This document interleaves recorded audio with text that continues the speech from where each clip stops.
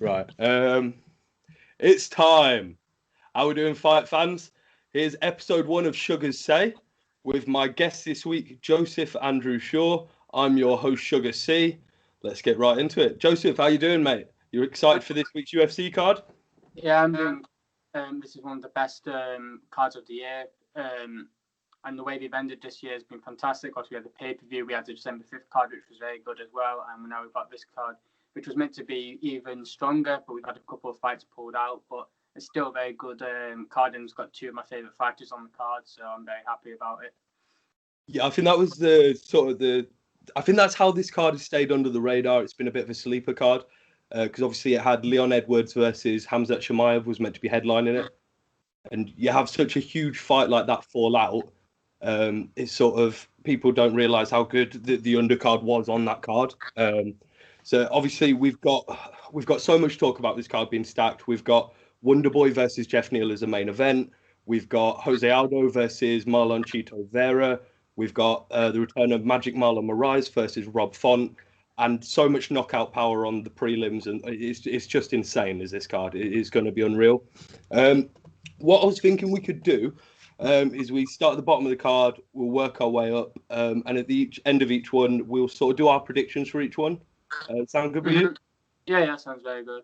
Sounds fantastic. Well, opening up the main card, the prelim, sorry, we've got Carlton Minus versus Christos Giagos, a card that just got recently added today. What's your thoughts on that one? I'll let you start off. I think it's a good fight. I think it's a good fight in terms of where they are in the rankings. It's kind of the universal rankings, kind of not the rankings, obviously top 15. They're probably outside the top 50, both of them. Giagos is a very experienced guy. I think he's 15-6 record. He's been around for a long time. He's been in the UFC before, I believe, and then he went into the regional scene, got a few wins, and then got called back. I think he gets the win here. I don't really know much about Minus apart from his debut, which he just didn't really look good in. He struggled in that fight, but that was at 170. Maybe now this new division is his division. Obviously, Giagos is too much of a veteran and will win. I think it'll just be too tough and grind out unanimous decision win. Yeah, I think I'd have to agree with you there. Don't have too much. I haven't seen much tape on Carlton Miners or, to be honest, Christos Giagos. All I know, like yourself, is Carlton Miners did not look great coming out in his last showing. Like you say, it was up at 170 and he's come down to 155. I'm hoping he looks better this tomorrow night. I'd probably be leaning towards a Christos Giagos sort of decision win, sort of grinding it out. He loves to sort of take him down and get the back. Maybe he's going to go for that sub, that rear naked choke. But again, Christos Giagos is that guy that sort of gets a good win streak going, and then he does unfortunately get a loss as soon as it's sort of one of them fights that he needs. But yeah, I'll probably be going the same way with you on that one. Next fight on the card is I think this is sort of a really big fight for the division as well. Down at 125, we've got Jimmy Flick versus Cody Durden. Now, Jimmy Flick coming off the Contender Series with a submission win. He's very much a jiu-jitsu guy. He has 13 out of his 15 wins are by submission. He's the sort of guy that will submit you from anywhere. Cody Durden, he is very much sort of in-your-face wrestler, brawler. I'm going to hit you with everything and I'm going to take you down, try and get the ground and pound. He has also got submission wins, has also got submission losses. The way I personally see this fight going, I see Cody Durden coming out strong. If Jimmy Flick can weather that early storm, sort of try and keep it at range with his kicks, I can see that he does have the cardio advantage. I see a late submission win for Jimmy Flick again, maybe third round, maybe even something off of his back, because obviously Cody Durden's great with them takedowns. What do you think about that one? I think it's a very good fight, and I'm so happy about this division now starting to get invested in again. Like, they're signing some very good talent. They've got Tagirian and Bekov now, Zalgiris Samagulov, and all these just great guys from different areas of the world. And we've obviously seen what the fights can do over this quarantine period, really, to be honest. It wasn't just the Morono Figueiredo fight. It was all year. They've been having a very good year. And now we've got to guys going down to flyweight or who's only had a couple of fights in the flyweight division compared to Durden, who's only had one. This will be his first one. I didn't really think Durden should have got a draw against Chris Gutierrez. I don't think he really did enough to get that 10-8. I think he was just on his back, but he wasn't really throwing punches. He was literally just there, like Damien Maia kind of style, just on his back, not really doing anything. He wasn't really looking for that many submissions either, to be honest with you. And then he got pieced up in the second and third round, which one of those rounds could have easily been a 10-8 to Chris Gutierrez. So I wasn't really that impressed with him in his division, in his UFC debut. Maybe because it was his debut and he was nervous, and now he's fighting Jimmy Flick, who's making his UFC debut in a division where now one fight will not get you in the top 15, so they might not feel less pressure in terms of, I have to win this to get ranked, or my job might be in danger. So I think Jimmy Flick will win. I think he will get the submission in round 2, I believe. Fair enough. Now, this next fight that we've got on the card, there's one of the first fight that is going to be an absolute slobber knocker. It's just going to be it's a scary fight, right? It's Tafon Dodon and Chuckwee versus Jamie Pickett. I'll let you lead with this one. Both of these guys have come from the Contender Series in the same season, I believe it was. Jamie Pickett's obviously the more experienced guy. I think he beat a guy called Al Matavia or something like that, who was 8-2 at the time. He didn't look too great in that fight. I don't think he was winning it, and then he turned it on and he got the win. I think that was maybe in his second shot at the Contender Series. I might be wrong there. I think he fought there previously. And then obviously his opponent Nishiwiku, I'm not sure if I pronounced that right, but Chuckwee, I believe. But to be honest, pronunciations on I'm not the best on pronunciation, but I believe it's Chuckwee. But we can call him Tafon Dodon if you want, if that's easier. Yeah, that's fine. So Tafon looked great in his great. He had a great KO win on his Contender Series. But I don't want to be too harsh on him. I was saying before we went on air that he didn't look too great, but he's only 4-0, and I think this is a problem with the Contender Series in terms of, if you're looking at the guys they're signing, the reason why they've not, apart from Alex Perez, who obviously fought for the world title, and did not reach that great heights that Donna wanted them to do, it's because they're green. He's signing guys who are 5-0, 4-0. They gave the guy that got knocked out to Buckley, Impa, a developmental contract when he was 6-0, and he probably had one of the best performances on that season.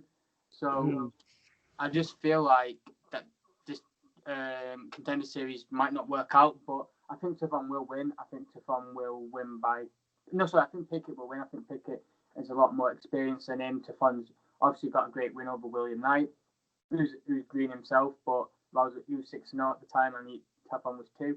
So he's got very good opponents wins. I just feel like Pickett's just going to be too much of a veteran there, and I feel like if he can spad those big punches, Tafon might get frustrated with it, and Pickett might get the win by decision. Fair enough. It's going with the Jamie Pickett decision win. I feel like, for me, this one, it could, like I said, it could go one or two ways, because in Chuckwee, there is not much tape on him. Like you say, he's had 4 professional fights. Should he be in the UFC right now? Probably not. But if he wasn't, the other argument is you aren't fighting good competition. So it's sort of, as you're winning, it's fair enough. Like, these guys, this is their dream. This is what they want to do. So feed him to the Wolves. If this is what you want. Jamie Pickett isn't exactly the Wolves. He isn't a top 15 ranked competitor. But this is still a big fight for him. I see it going the opposite way myself. In Chuckwee, he's got scary power. I saw him on the Contender Series, and I remember thinking, is this guy one step behind or is he one step ahead? I couldn't quite figure it out. He seemed very slow, but sometimes the best of counter strikers, they'll take a few shots to wait for that perfect moment. And I believe that could be the sort of the way that this fight goes. I see Jamie Pickett, as much as I hate to use this term, he bum rushes opponents. He comes in strong, throwing hooks, throwing overhands. And Tafon in Chuckwee, he can take a punch and he can definitely give one. I see it maybe being a bit of a counter strike as he's coming in. I see a first round knockout for Tafon Don. But I don't know. I don't get all this hype about Dana White saying, "Oh, it reminded me of Mike Tyson," all of that sort of stuff. Because Mike Tyson is an all-time great. You can't talk about fighters that are this young in their career or this green, as you'd say, at that point. But yeah, I'm going to go with Tafon with a first-round knockout. Next, we have a catchweight bout, 195 pounds. We have 5'8" Deron Winn. I believe he's 5'8" anyway, versus Antonio Arroyo.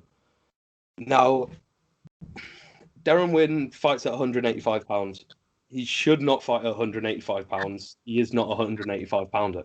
And it's not even a sense of it's everyone else is cutting loads of weight and he isn't. He just isn't suited for that division. He is way too short for that division. His reach is so short. It is one of those. But saying that, he is a very talented guy. He's he's very much Daniel Cormier's protege as such, isn't he? Daniel Cormier will speak him up a lot. Now he won't speak up about people that have not got talent, and it's there is something there. His issue is clearly something to do with his mentality or his cardio as well. So it's his cardio could very much be his mentality, because clearly if you're that good, there's something that is missing there. Now, Antonio Arroyo, he's again had the same issues. Does not fight that often, and he looks great early, but then seems to gas and then seems to lose fights that way. Now, I'm probably going to edge with a Deron Winn decision, and I don't know why, but I'm going to do it anyway. So I'm going to go with the Deron Winn decision. I believe that the first round he puts it on him, he gets a lot of takedowns. I think that Arroyo's going to come back into it. The second maybe close. I don't know. It could be a split decision, but I'm going to go with Deron Winn. What about yourself? Yeah, I'm going to go with Deron Winn as well. I also remember, obviously, when he fought in that Ortiz versus Liddell card, which was Golden Boy MMA. It's meant to be big break into the MMA, and it never happened, really. That was the only event. And he fought Tom Filthy Lawler, who's obviously been in the UFC before, and he's doing some very good stuff in the professional wrestling world as well. And that was his kind of fight to get into the UFC, like I said, and very good win it was. And then he beat Eric Spicely in his UFC debut.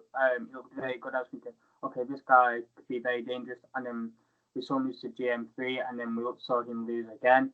So I feel like he just needs to go back down. He needs to go down to welterweight, and him fighting at 195.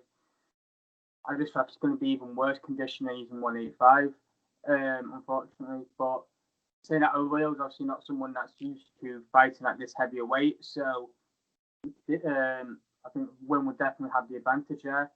And I feel like he will win. I think he might win by third round submission. I think he'll submit him. I just don't really rate Arroyo that much. Don't really remember much of his fight, so I'm not really judging much on him. So I feel Winn will win by sub. Sub in the third round, fair enough. Another stat I think I saw in that fight was he had a 9-inch reach advantage, which is quite scary, to be honest. To be, but again, Deron Winn knows how to get in. He's used to being the shorter guy. But yeah, I'll be going for Deron Winn on that one as well. Our next fight, because I believe we've lost the Carl Robertson fight versus Dolce Leon Gumbula. Yeah. Yeah. I believe our next fight is our first women's fight of the night. Actually, it's Pani Kianzad versus Jarrah Eubanks. I'll let you start with that one.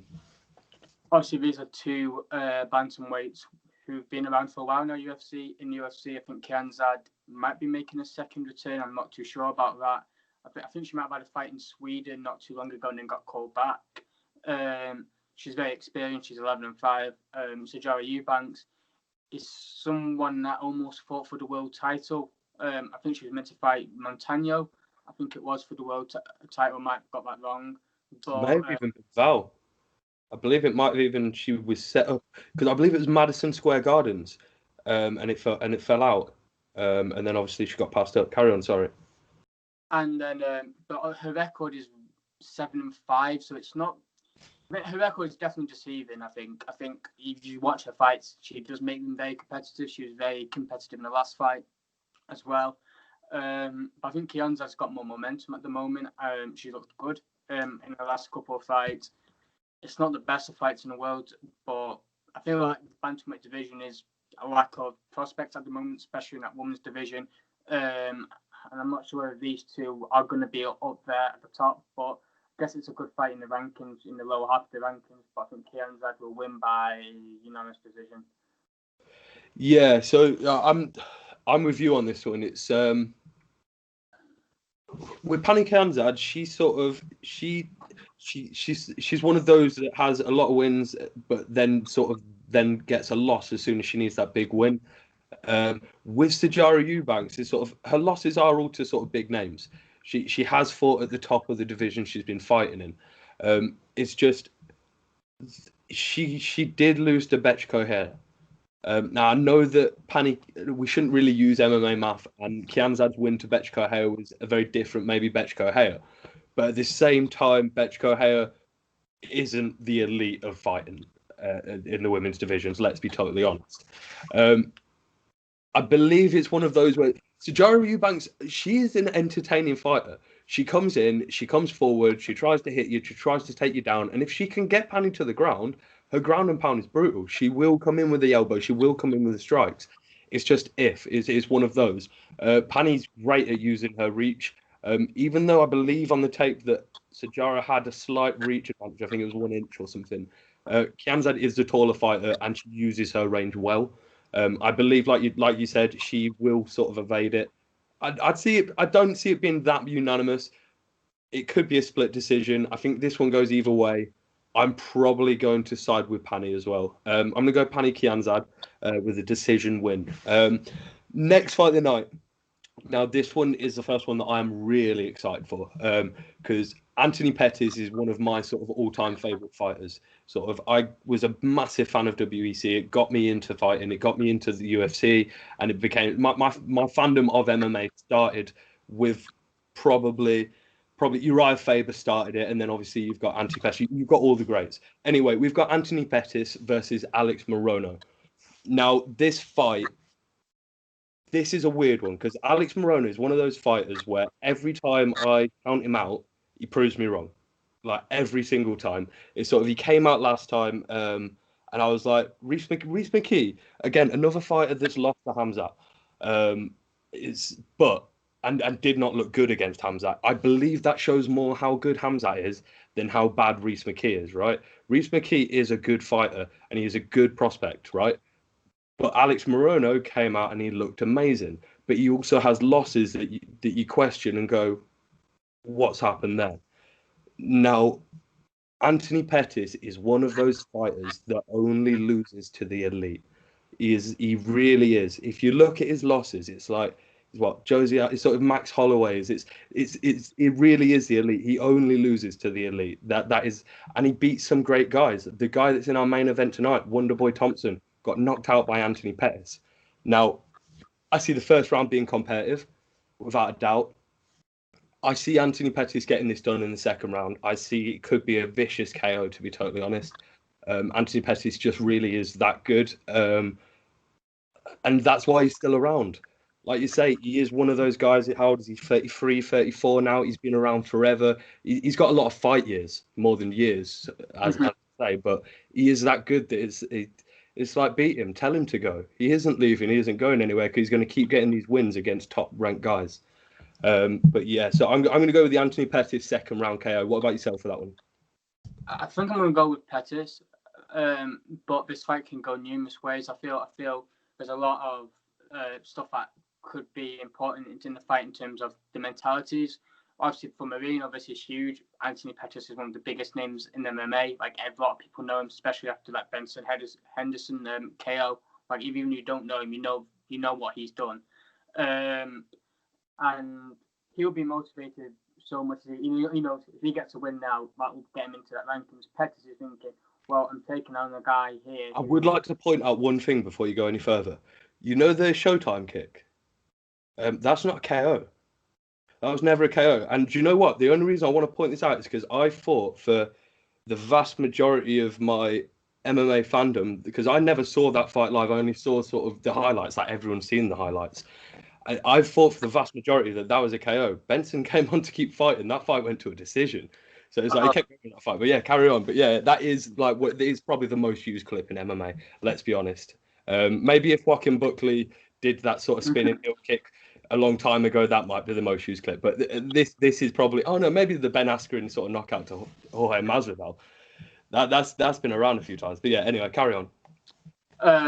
And also, I feel like with Pettis, he's thinking, well, why am I fighting this guy who's been quite a lot of places behind him in the MMA ranking system? And I've watched this video from a guy called MMA Guru, and he did say the only time Pettis loses is because he ends up breaking something as well. Like he will break his hand, he'll break his foot. Like he's very injury prone in a fight. Like he will do something that he will break. And I feel like we saw in the Diego Ferreira fight where he faces a lot of adversity now. He kind of like feels like, okay, I'm just going to give up. Like when he got taken down by Diego Ferreira, there wasn't really any urgency for him to try getting back up. I'm not saying Morono is going to be doing this, but I feel like Morono's got a lot more upside in terms of the way of he's got nothing to lose here. Pettis has pretty much got everything to lose.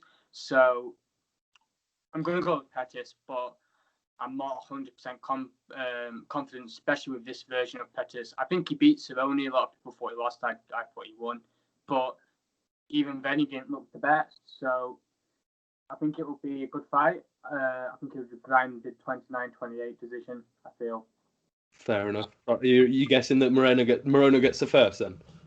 Comes out strong, or just? Yeah, I think just any of them. I think it might be split. He could win the first. Pettis obviously wins 2 or 3, or however ways it will go. I'm not too sure.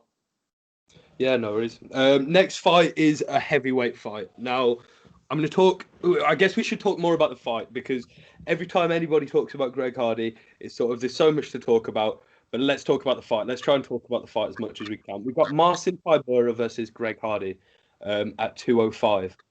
Now, the one thing about any Greg Hardy fight is something weird is bound to happen. At some point within the fight, something weird is bound to happen. Whatever that may be, something weird usually happens. Now, Marcin Tybura, he is the sort of fighter that is head down, throw punches, get you up to the cage, get you in that clinch, or even get you down ground and pound, or maybe just get you out with that big shot. Now, Greg Hardy is very much I'm going to throw wild overhands, weird kicks, because he does throw head kicks. He throws some weird head kicks. He tries to get the low kick, that calf kick. And he is a very good defensive wrestler because obviously all of his years in the NFL. So he's got a great base. The popular choice on the betting lines, I believe that Greg Hardy is the favourite. I don't know if that's changing as we speak. Last time I saw it, Greg Hardy was a favourite. I don't know if that's just because Greg Hardy is a name. Everyone knows who Greg Hardy is. So it's like, I know that guy, I'll bet him sort of thing. That's the sort of the thing that tends to happen. Now, I see this more. Tybura is going to weather the early storm. Greg Hardy probably is going to get the first. He'll come out swinging. Then he may gas in the second, do something weird, like poke him in the eye or kick him in the nuts, or maybe even take a puff on his inhaler. Who knows what Greg Hardy is going to do? But I believe that Marcin Tybura, he's way too experienced to I believe, to lose to Greg Hardy. I believe Greg Hardy is the most similar sort of opponent that's got that level of experience was Volkov, right? And he got outpointed in that fight. Looked good in the first. The next two just looked gassed. So I can see a very similar thing happening there. So yeah, I'm going to go with Marcin Tybura. What about yourself? I'm going to Tybura KO round 3. And I think it's definitely why you mentioned that Hardy's a name, because you see this a lot where you get a lot of these Hardy fans who maybe not know the sport well, but they know his name and have followed him in the NFL. And obviously liked him for what he's done on the pitch, and obviously not talk about what he's done outside. Obviously everyone knows what he's done. Not the greatest person outside the cage and whatever, but people will associate that this guy's a beast. I've seen what he's done on the regional scene. I see what he did he made his debut on a Contender Series, like his MMA debut on a Contender Series, and then he got a developmental contract, KO'd a bunch of guys there. I thought that Volkov fight looked very good. I thought he was quite competitive, pretty much, and but he doesn't look good against the guys that are ranked below him. Like you saw him against the Castro, he didn't look too good. You saw him in the fight where he took the inhaler, he didn't look too good. And there's been a bunch of other fights where he hasn't looked good against guys he should be good against, and he should look very good against. But again, he's very green. Like he's been in the MMA for the last 3 years or something like that. He's fought a lot of times. He's fought 9 times within that kind of space of him turning pro. So he's learning on the job, so to speak. He's constantly learning, and he's keeping active. To be fair to him, he's on a lot of these cards, getting a lot of these spotlights every single card he's on. Like his UFC debut, I think it was a co-main, which he got disqualified against because he landed a illegal knee to Crowder, I think it was. And he has seized his fame. He's got a huge name, but I think Tabora, we've seen how good he is against Spivak. We've seen him look great in his last few fights with Grisham and Ben Rothwell as well. Maxim Grisham was obviously a huge name from PFL. A lot of people are looking forward to seeing him debut. Be it that he was a heavyweight, he's a natural light heavyweight, but Tabor was able to get him down, just dominated Spivak as well, who's a good prospect coming up. I just felt his jiu-jitsu and his wrestling would just be too much, and I think he will get sub-round 3, or maybe even a KO on the feet if Hardy gets tired. Fair enough. Yep. So we'll both go for Hardy on that one. Our next fight is a flyweight fight in the women's division. Now, this one I've been going back and forth on all day. In my head, I really can't seem to pick which way I want to go on this one. We got Jillian Robertson versus Tyler Santos. I believe that's how you pronounce her name. I mean, again, my pronunciations can be bad. Now, Jillian Robertson, I believe, is one of those really underrated fighters. Like, people don't realize how good she is until she beats someone, and then you go, "Oh wow, she is really good on the ground." Now, I also saw her in Submission Underground. Now, she did lose this grappling match, but she did also impress me a lot. Now, Tyler Santos, all I've seen from her is she has fantastic takedown defense. She also is no slouch on the ground. They're both jiu-jitsu black belts, I believe. I mean, that's like it's a rite of passage in Brazil. If you're not a Brazilian jiu-jitsu black belt, it's sort of like you're not part of the family, sort of thing. I think it must be a rite of passage. So I don't believe that Jillian Robertson will submit Santos, but I believe that she can. It is one of those. I think that Talia Santos may, if she can defend that takedown and keep it on the feet, keep it striking, and maybe even mix up the takedowns of her own and get that top control, then I see that Talia Santos might edge the decision win. Again, if it could go the exact opposite way. So it's whoever gets that control first. I'm probably going to lean towards Santos with a decision win. What about yourself on this one? I both. I think these two are two fighters that can be a general top 5 title contender. This is another division that kind of needs that new blood. Like you've just got Shevchenko beating everyone, compared to the women's strawweight division, which is just full of talent. We've got kind of relying on these strawweights to build the next contenders. Like we've got Jessica Andrade moving up. I feel like these two could be kind of like the homegrown of the division and the next generation of the division. They're both very young still, 27 and 24 years old, I think they are. Robertson has looked very good in the fights. She's obviously fought girls like Macy Barber. She looked very good in the last fight as well against Paulina Botello, who's a good fighter herself, and dominated after the first round. I think the first round was quite close from what I believe, and then the next 2 rounds I think were pretty smooth for Robertson. Talia Santos, if you look at her record, I think Mohamed McCann might be the only win she has that's got a half decent record. Like if you look at, she's barely over wins up against people like 0-1. So she's kind of like a can crusher, but she's very good. She beat girl in a Holly McCann, who was obviously rated very highly. Was on the verge of being ranked and she got Santos took it away from her. So I think I'm going to go with Robertson. I think she's fought better opponents. I think she's been hanging there with the better girls. So I think she'll win by decision. I don't see her stopping her, and it might be a split decision as well. Yeah, I think you're right. I think that Molly McCann win probably is the biggest win that sort of Tyler Santos has got. But it is also the win that's sort of maybe edging it for me. I think a lot of Meatball Molly. Obviously, as a Brit, you've got to sort of back your sort of fighters. We've got to back our girls. We've got to back our boys. But so maybe I am a little bit biased. But I do think a lot of Meatball Molly. And I mean, that showed the level that she's ready, and she's ready for the UFC. Now, styles make fights. And I do believe it is one of those where they are very similar style fighters. They both can mix it up on the feet because they're so confident in their ground game. I just don't believe we've seen enough of Tyler Santos to know. I guess that's the issue. I'm going to go with Santos just to mix it up and obviously we are doing our picks against each other, and Suga wants to win. Our next fight, again, this is one of those cards that just gets better and better and better and better as you go through it. You don't realize it's like, oh my God, this fight's good. Oh, it's just one of those cards. Our next fight, we've got Magic Marlon Moraes versus Rob Font. I'll let you start us off with that one. This is a fight that literally has not been talked about at all. I don't feel like everyone's getting in the mix of Pejera versus Aldo, Pejera versus Williams, which I really want to talk about fight later on. That's one of my best fights on the card. But this fight is amazing, and like the flyweight division, the bantamweight division has been fantastic this year, especially under this quarantine period. I feel like they've matched featherweight and lightweight in terms of the depth of this division, which I've said this loads of times. A lot of the guys that in the top 30 in the rankings could be the lower end of the top 15 guys. Like you've got guys like Barcelos, who's not ranked, and the guy the Killer, who's a very good fighter.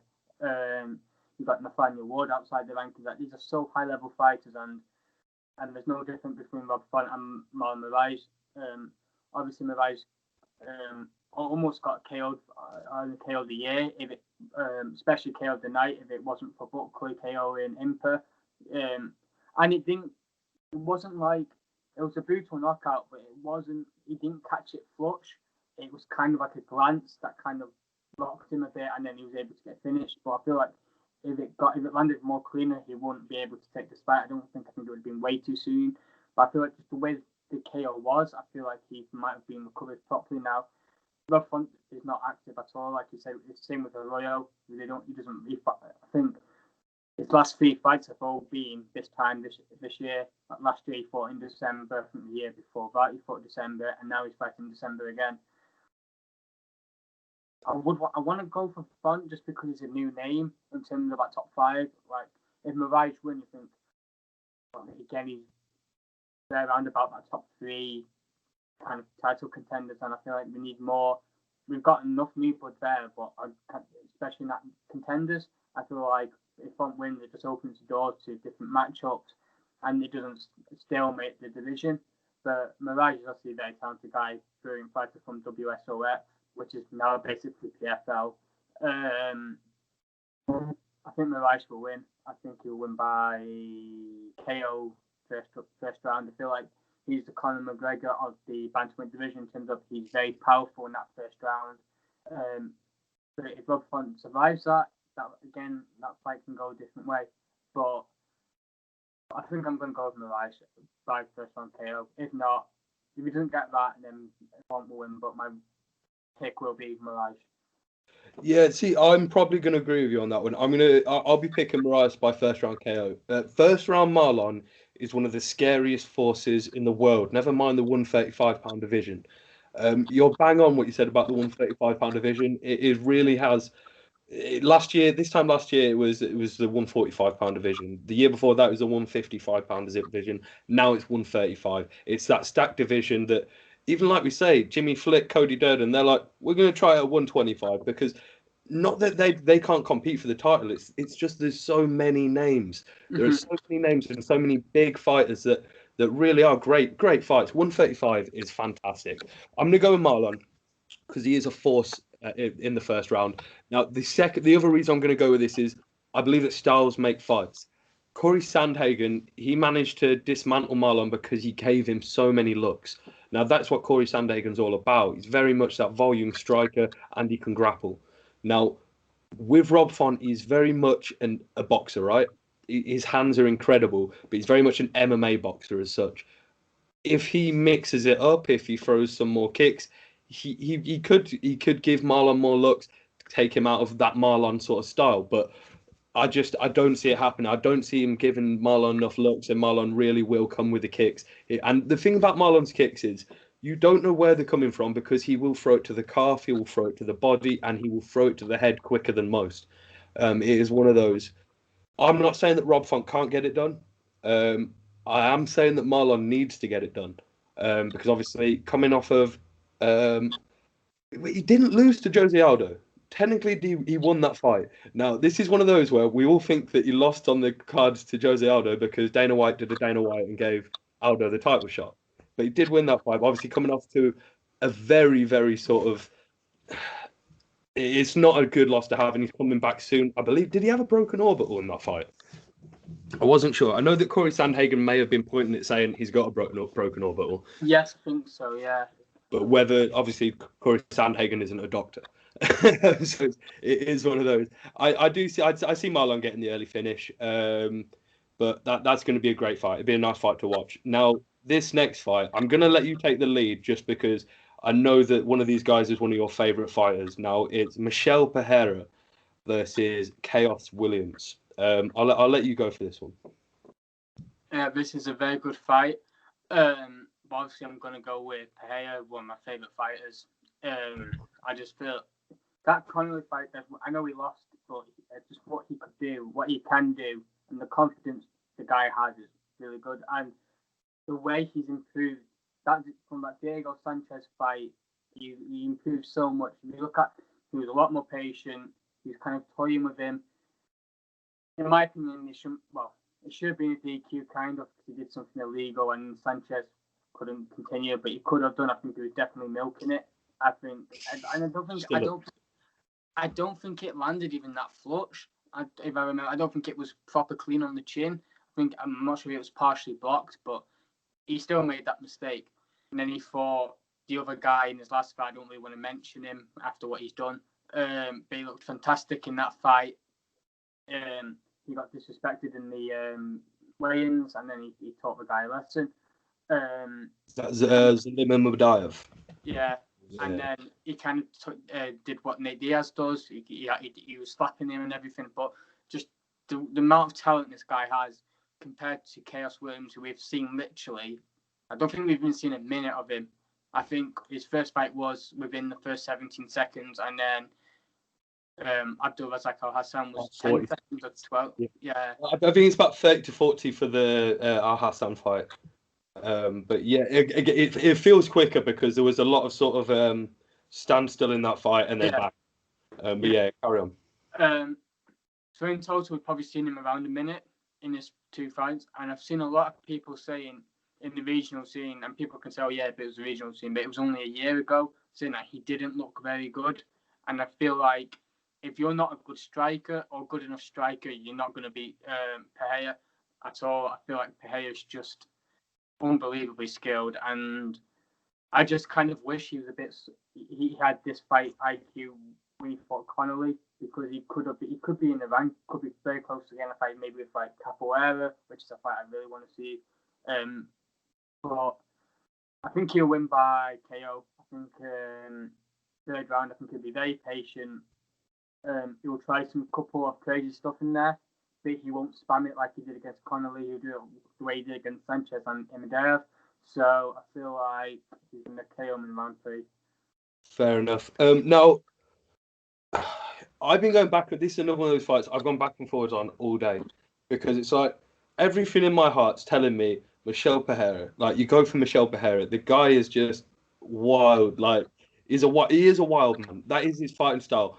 But at the same time, you can't be that wild without understanding the striking so well and understanding how just the movement, the use of angles. His use of angles is incredible. Now, the exact opposite can be said for Chaos Williams. Chaos Williams packs a hell of power, right? But he's very much dimensional in his timing, bang, plodding sort of fighter. Now, is Pejera going to be able to disrupt his timing and then get a nice knockout? Or is Chaos Williams just that powerful at 170 pounds that he even cracks Pejera? Now, I'm going to go with you. I'm going to go for a first round KO because I just believe that Chaos Williams is that confident in his power that he's going to throw something with a lot of force, and Michel Pejera is that good that he's going to counter him. Like you say, I believe he has learned a lot. The Diego Sanchez fight's weird. I believe only Joshua Fabio and Diego Sanchez believe that Diego Sanchez was winning that fight. But he definitely wasn't winning that fight. But he was looking good because of how good Michel Pejera is. I believe this is one of those fights where it's set up for Michel to do what Michel can do and Chaos to do what Chaos can do. So it's going to be a firefight. I'm going to go the same way as you. I'm going to go for a first round KO, but it's going to be incredible. Now, moving on, we've got our co-main event of the evening. This is my favourite fight of the card. It's probably everyone's favourite fight of the card. It is one of those, it's like, should it be the main event? Maybe it should be the main event. The only reason it probably isn't is because Dana White likes to put heavier fighters as a main event. That's usually a title thing, right? But still, that's the way he goes. Either way, Jose Aldo, he runs this town. No matter what town he's in, he runs that town. Jose Aldo is similar to Anthony Pettis, only loses to the elite. Who's he lost to? He's lost to Yan, Conor McGregor, Max Holloway. Like he doesn't. You don't beat Jose Aldo unless you are a champion or are going to be a champion. So it's like this is the question of how high is Marlon Chito Vera's ceiling? Because I'm not saying that Marlon can't beat Jose Aldo, but if he does, he is that level of elite. He really is. Now, Marlon looked amazing against Sean O'Malley in his last outing. Hit him right in that nerve, hit him with a beautiful kick. But not only that, it was his IQ to go, he's hurt, and I'm going in for the finish. Now, that was beautiful. I don't see the fight finishing, it ending in a finish. This fight goes all 3 rounds, in my opinion. Who gets the 3 rounds is the question. I'm going to go Jose Aldo just because I am not going to go against Jose Aldo. It's just not going to happen. At no point in my life should I back anyone ahead of Jose Aldo. It means a lot to me, I guess. It's that WAEC sort of fandom again. But so I'm going to go with Jose Aldo with a decision win. I think he comes out strong in the first. People didn't think that he'd be as good as he would against Petr Yan. I believe he was in that fight until he wasn't. It's sad to see the end of that fight. I don't want to watch it again. But at the same time, Jose Aldo is still elite. He is still only that, how old is he? 33, 34, same as Pettis. But just seems like he's been around forever because he has. Yeah, I'm going to have to go with the Jose Aldo decision win. What about yourself? How are you seeing that fight? I'm going to go with Vera. He's my favourite fighter. He beat your own song, in my opinion, quite easily. I know maybe the stats say that he got outstruck, but he was landing the more heavy shots. I believe he won. And then he was very smart against O'Malley. He obviously did his research. People were saying it was a flukish KO, whatever you want to call it. But if you've watched Sean O'Malley, he's very I don't know the word. That leg has been very problematic throughout his career. We saw it against Andre Sumatar. He fought on one leg. He got the win with it, and I feel like he knew which. I'm pretty sure it's the same leg as well that he got injured in that fight, and he targeted it.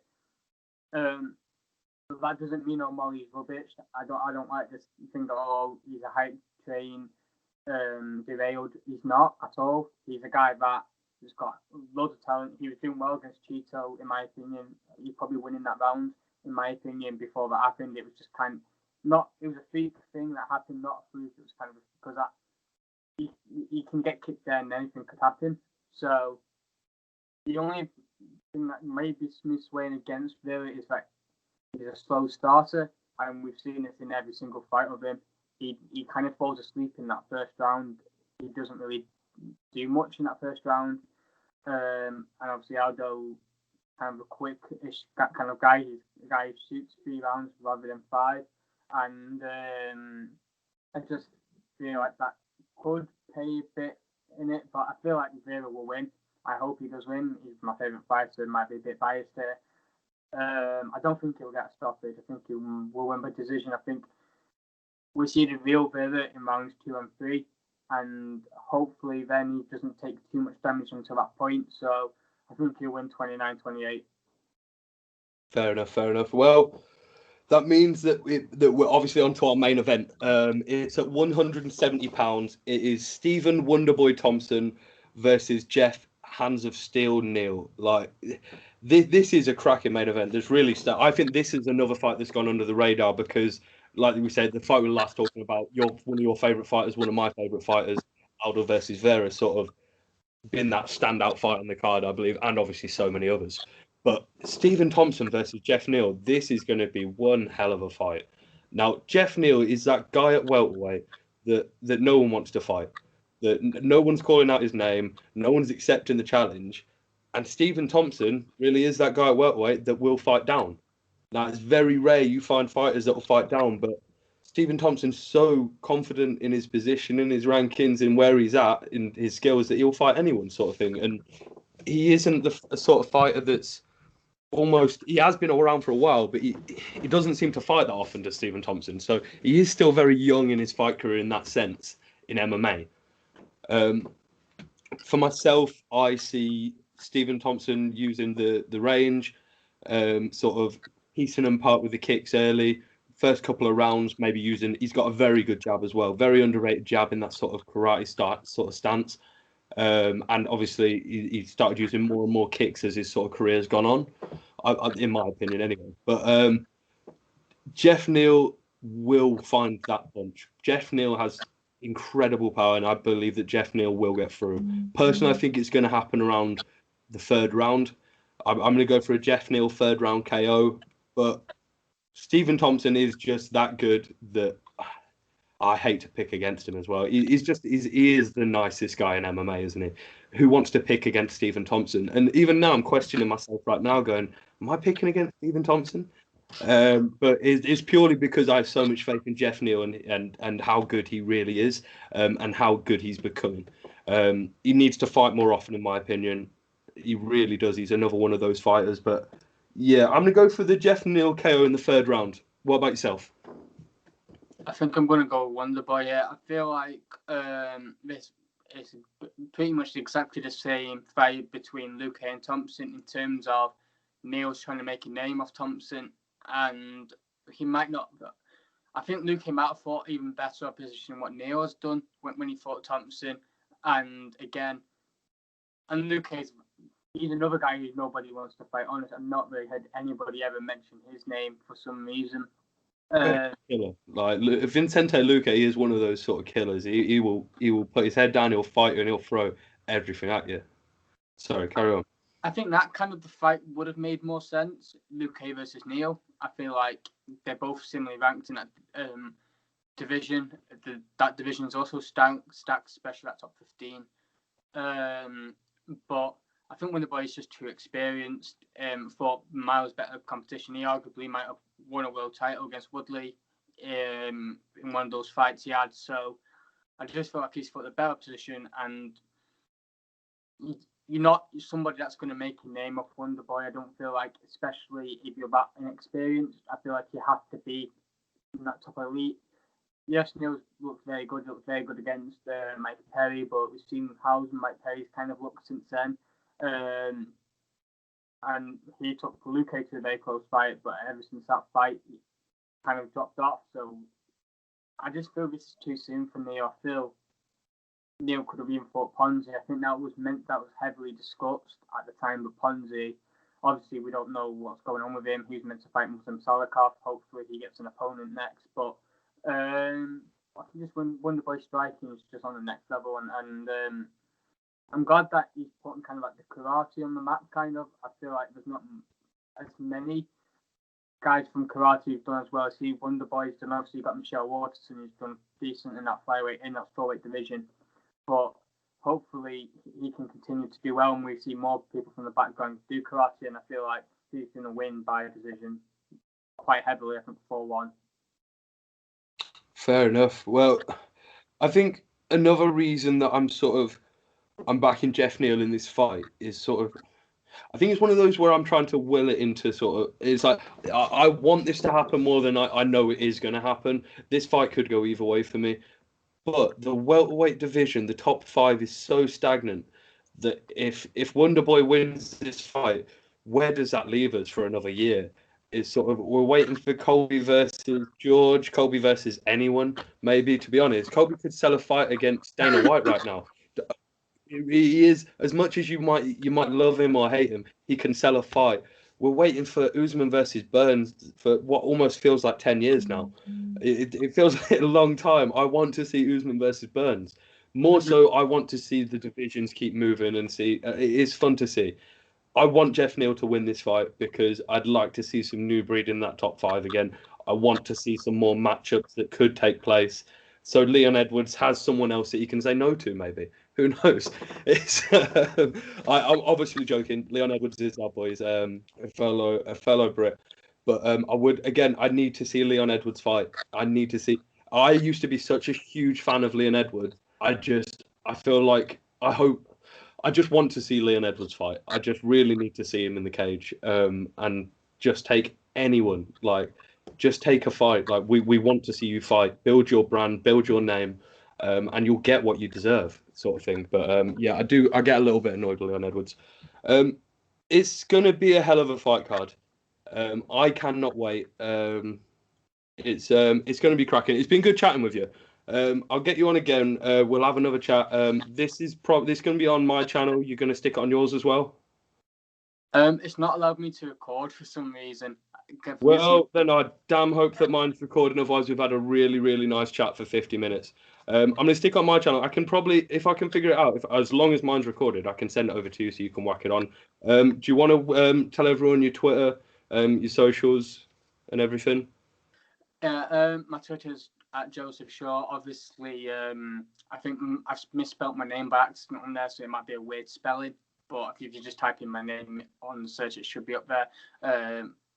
My YouTube channel is also Joseph Andrew Shaw, but I've not really posted on there recently. But I'm hoping because I'm not really too sure about making videos yet. Because obviously there's been so many fights that's just been pulled out, and I don't want to make videos and then be like, oh well, half of what I said doesn't matter. So it is hard, yeah. But it's been very good talking to you as well, and you've done very well for your first ever podcast. Yeah, definitely. Well, as always, you can catch me on Twitter at TheRealSugarC. I'll tag you in this post. I'll whack it on there to let everyone know that it's going on. If you like the video, hit a like, subscribe. We're on that hunt for 10K. We need to hit a K first, but we're on that hunt for 10K, just so you know. As always, I'm Sugar C, and as always, Sugar out.